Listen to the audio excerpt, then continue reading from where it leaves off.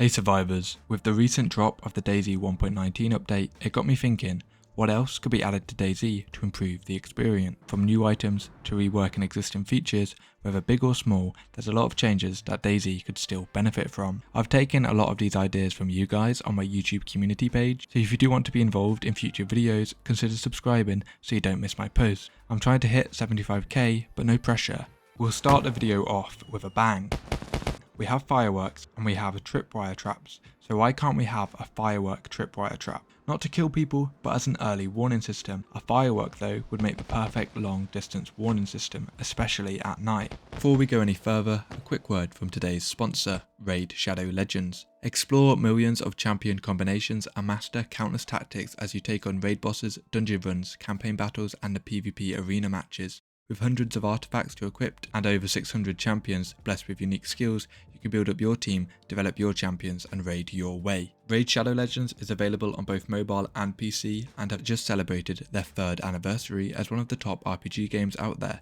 And with hundreds of unique characters and bosses, it's clear to see why. And if adding new characters wasn't enough, last year Raid added a whole new faction, the Shadowkin, a tribe of warriors. In my opinion, they're the coolest looking faction in the game. Another amazing addition is the Doom Tower. This game mode introduced a whole world of new and terrifying bosses to slay, sprawling over 120 levels. And right now, Raid's running an amazing trick-or-treat promotion for Halloween, where new players can win a bunch of real life and in-game prizes, including $1,000 Amazon gift cards and some of the best Halloween champions in Raid. So download Raid today using my link or scan the QR code right here. Get a free starter pack worth almost $30. The next feature I'd like to see is an improvised weapon flashlight. Crafted with a roll of tape and a flashlight, you could attach this to any weapon. And maybe to go with the improvised theme, it could be a little crooked or swing off center every time you move the weapon. Similar to the improvised flashlight, we should be able to craft improvised coupled mags with the use of duct tape, along with the reintroduction of the coupled Stanag mag.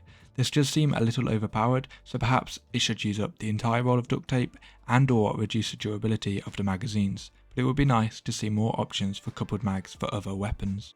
On the subject of coupled mags, they need a rework to be more realistic. Perhaps this is something already in the works, as the current 30 round coupled mag was removed and replaced with the introduction of the 60 round standardized mag. You may have actually encountered it in game before, as they still function and the spawning of them can be enabled server side. However, I'd like to see them officially reintroduced, but with a pause once half the rounds have been used. Perhaps you'd need to input a tap of the reload key to quickly switch to the other mag. This would make sense realistically and add a little bit of balance to the item while still making it quicker than a normal reload. The entire weapon attachment system could use an entire overhaul in my opinion, with the introduction of a bunch of new attachments, anything from foregrips to more sights to even lasers, along with the introduction of mount systems so that you could use Picatinny mounts on the AK weapons. Or again, if you can't find a mount system, you could just duct tape the sight to the weapon, however this would result in the optic being slightly off center and inaccurate.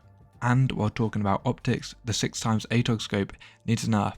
It's arguably one of the best scopes in the game and in my opinion shouldn't spawn with a red dot.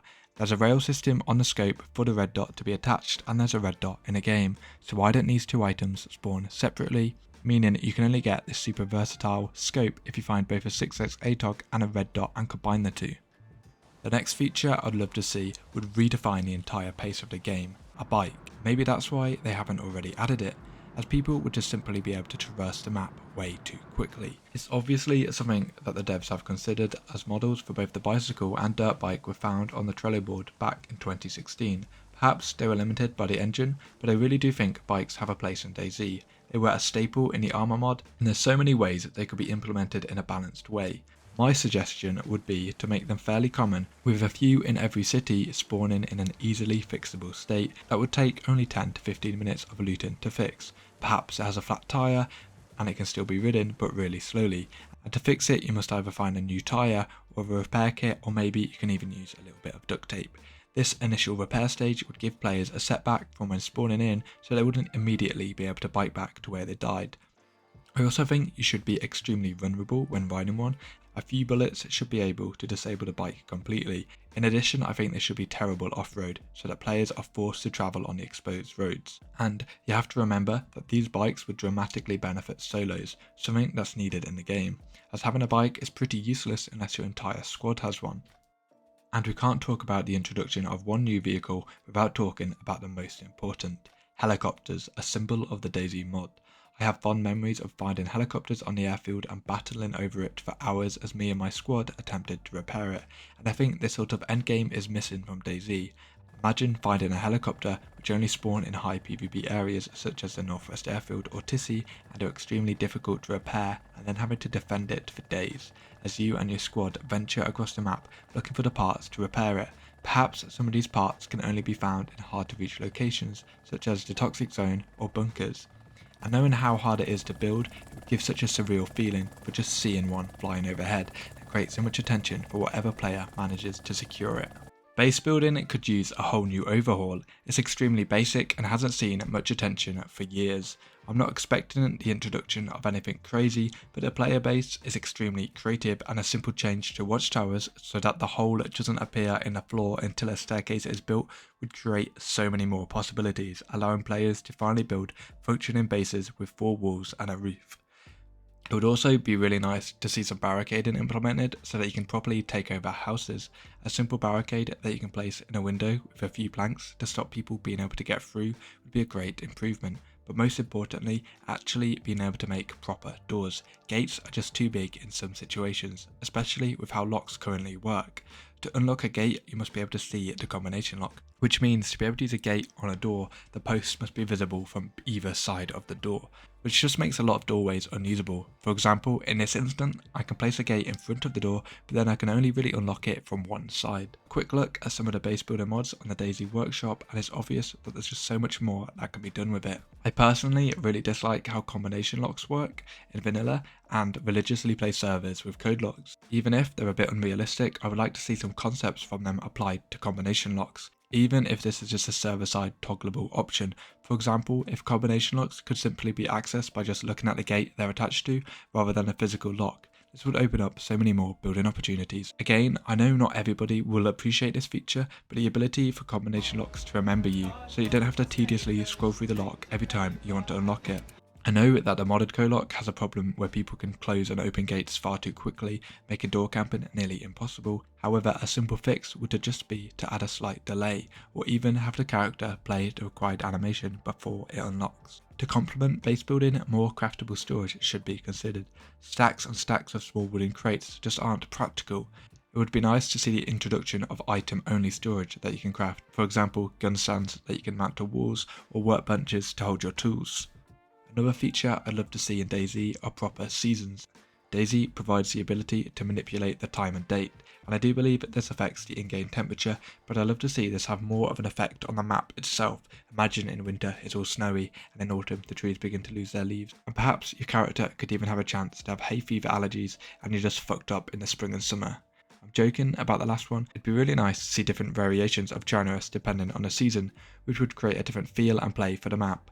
I know that there's both a modded version of Summer and Winter Generous on the Steam Workshop, and to give credit to the modders, they are amazing, but it would be a lot more cooler if it was more of a dynamic thing where the seasons gradually change into one another. It would really make the world feel more alive. The devs could go really deep into this concept. For example, you don't encounter bears during winter because they're in hibernation, but you now have to battle against the cold, or perhaps you encounter larger populations of deer and sheep in the spring. They could even make animals more aggressive in their mating seasons.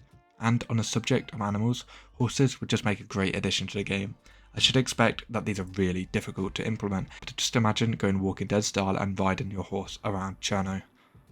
Another long existing feature that could do with some love is the radios. Currently they're little more than a novelty, and apart from on a few roleplay servers, they're rarely practically used.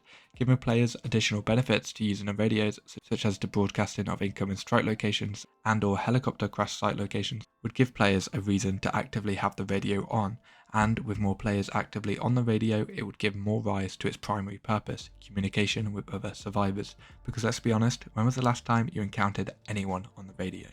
I also think it'd be really cool if they expanded the fish and loot tables. Currently there's a small chance to fish up other items instead of fish. However, these items only include cooking pots, wellies and compasses. This could easily be expanded to include other items, and perhaps it could be location based. For example, if you were fishing by a military base, you're more likely to fish up a weapon.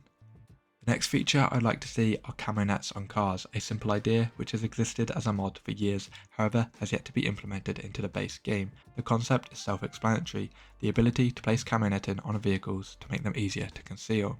And on the subject of camo netting, why isn't it craftable? You can craft ghillies, so the ability to scale this up and craft some improvised camo netting would be really nice.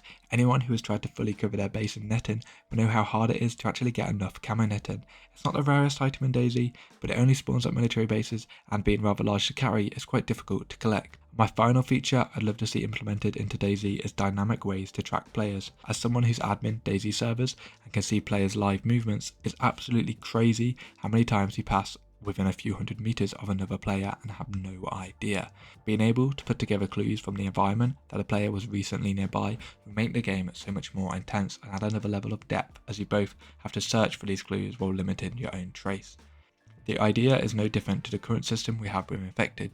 If you kill an infected, another player may find a corpse and know you're nearby. However, you have the option to bury the corpse and hide your tracks. Just imagine if this system was expanded. A few examples I could think of was the fact you could leave footprints in sand or mud, break sticks in woods, leave empty food wrappers and cans behind when eating, and leave blood trails when travelling if cut. So that's it for today's video. If you think there's anything I missed, be sure to let me know down in the comments. I think there are some really interesting concepts to explore here, so if you guys like this style of video, I'll continue to do more.